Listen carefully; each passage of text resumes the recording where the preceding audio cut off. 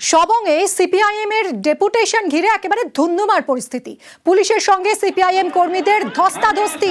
দেখুন সেই ছবি। সামাল দিতে লাঠি চার্জ পুলিশের। কথা বলবো দিগ্বিজয় আমাদের প্রতিনিধির সঙ্গে। দিগ্বিজয়, বিডিও অফিসে ডেপুটেশন দিতে যাওয়া, সেখান থেকে এইরকম একটা পরিস্থিতি কেন হলো? এবং আমি তোমাকে জানিয়ে রাখি, আজ সিপিএম এর পক্ষ থেকে জব কার্ড রক্ষা করো, নিজের অধিকার ফিরিয়ে দাও সহ একাধিক দাবিতে আজকে সবং বিডিও অফিসে তাদের জমায়েত এবং ডেপুটেশন ছিল। এবং সেখানে বিডিওর কাছে যখন এই ডেপুটেশনের রিসিপ্ট চাওয়া হয়, তখন কিন্তু রিসিপ্ট দেওয়া হয়নি বলে এমনটাই সিপিএম এর পক্ষ থেকে অভিযোগ করা হয়েছে। এবং তারপরেই তারা বেরিয়ে এসে, অর্থাৎ বিডিও অফিসের গেটের সামনে পুলিশের সঙ্গে বচসায় জড়িয়ে পড়ে, এমনকি পুলিশের সঙ্গে ধস্তাধস্তিতে জড়িয়ে পড়ে। এবং সেই মুহূর্তে কিন্তু জমায়েত হাঁটাতে পুলিশ ব্যাপক লাঠিচার্জ করে এবং এই লাঠিচার্জের ঘটনায় সিপিএম এর দু একজন কর্মী আহত হয়েছে।